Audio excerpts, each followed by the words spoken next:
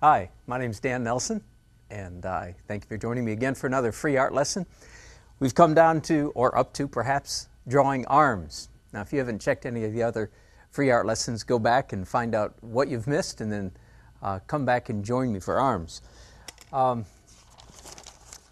I said before, one of the principles that I'm trying to follow as I do these quick art lessons is the principle of going from simple to complex. Now, because these are very short lessons, we're not, thankfully, getting very complex at all. But I want to start very simple. Let's talk about the arm. And if you were with me when I was talking about the chest box, chest unit, that the part of our body that does not flex, then you'll recognize what I'm doing here. If you weren't there, then go back and check it out, and then you'll understand.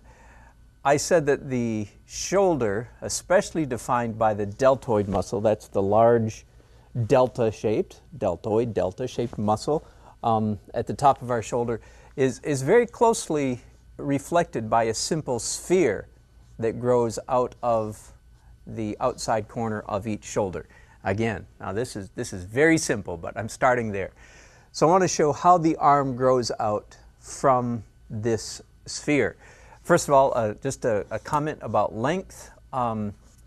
The upper arm and the lower arm are each about 1.5 heads high, or about the height of neck plus head. Thus, when I put my arm on top of my head, this is as long as my head and my neck. Does that make sense? Head plus neck equals both ends of my arm.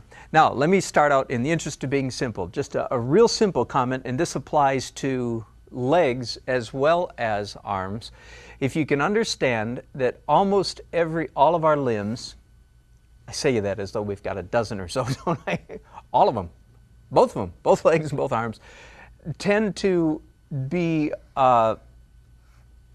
elongated shapes that taper in at each end, and the joint can be defined either as a ball, a circle, or perhaps even more accurately as a diamond shape. Now, I want you to understand, that's just, if you understand that by and large our upper arm curves, our lower arm curves, and the joint bulges. Does that make sense?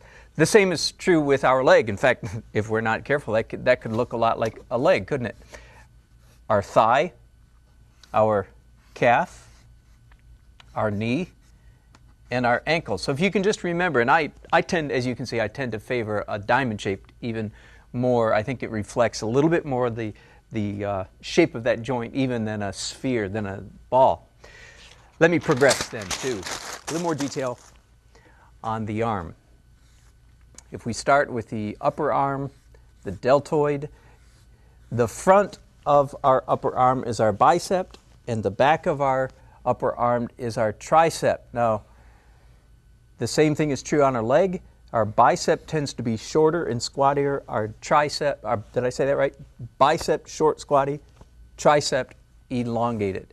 So if you simply get those two, we're not going to be able to get much more complex than that in this free lesson. But if you keep those two things in mind, this is a left arm, right? This is somebody's left arm. Front of their arm is shorter and squattier curve. Back of their arm is longer. And then we have what I've already drawn, that diamond shape for a joint. And then the lower arm. The same is true for the lower arm. The inside muscle mass is shorter and a more acute curve. The outside is a longer, straighter curve. Now, what is actually happening here is all of the muscles in our lower arm are contained in the upper half. The lower half, the skinny part of our lower arm, is all tendons. That's why it is skinny, because tendons, of course, take up less room than muscles. So we have this curve, and as I've drawn it here, the top of our lower arm almost forms a gentle S-curve. The lower arm is straight. Now, just a couple comments. Let's get a little bit of skeletal structure straightened out. The upper arm has one bone in it. It's called the funny bone. That's right. You've heard it. You've heard it, in fact, haven't you? It's called the humerus. That's where we get the word funny bone from. And the humerus bone at the bottom, it expands real wide. In fact, if you look here, this bump right here and this bump right here are both the outer edges of that humerus. Isn't that funny? And the lower arm has two bones in it. I won't be able to get into much detail other than to tell you that the upper part is called the radius and the lower is called the ulna. I'm sure you can read my good writing there. Radius and ulna. Let me just give you a real quick trick to remember that, okay? You can, again, impress your friends. If it'll help you to remember, feel your arm just like this. Run your hand along the bottom of either arm. You feel that bone? That is your ulna. And you can remember that's the ulna because it's under. Begins with U, ulna, under. It's as good as I can do today. The top bone is, if you hold your arm like this, you feel it especially down here close to your wrist, is the radius. And of course the light and the sun radiating down hits the top of your arm more than the bottom. So radius on top, ulna underneath. Does that make sense? And they twist so that we have this mobility. Let me draw, just to define that, again, let me draw someone's right arm viewed from the back. You with me? So I'm viewing it from the back. So this is the end of the delta up here. All of this mass is the elongated tricep. Then, this is one of those places where that diamond shape joint will really, really help you get the back of an elbow right. This is the outer edge of the humerus bone, comes down like this, like this, like this, and then we see part of the ulna actually. This is X-ray vision. You with me? This arm is going away from us. It's folded. If we were to straighten that arm out, then we might get something like this, and a little fold of skin, different folds, different places here to indicate a elbow. What else should I say about arms? Let me do one more drawing real quick, and we'll be done. From the front, I haven't really drawn what the arm looks like from the front. It is helpful to keep in mind, let's do an arm fully extended, that the muscles on an arm, and this is probably a more developed male arm.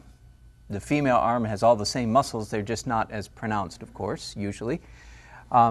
They tend to fold under each other. There's a delta muscle, there's a bicep, and it's very convenient that they both kind of have this same teardrop shape. Can I call it that? Apostrophe shape, if you will. And then the muscle mass of the upper arm tapering down to the wrist, and so on. Then the armpit is very distinct on a well-developed person from the front, like myself, of course. So that gives you a basic idea of how an arm looks like when it's extended like that. I hope that's enough to get you going. I hope it's enough to get you interested. Please practice. If you want more information, there are tons of excellent books out there with much more detail. This is just enough to get you started. Thanks for joining me. I'm Dan Nelson. Give me some feedback on my website, dannelsonart.com, and I hope that you'll join me again. Thank you very much. Bye-bye.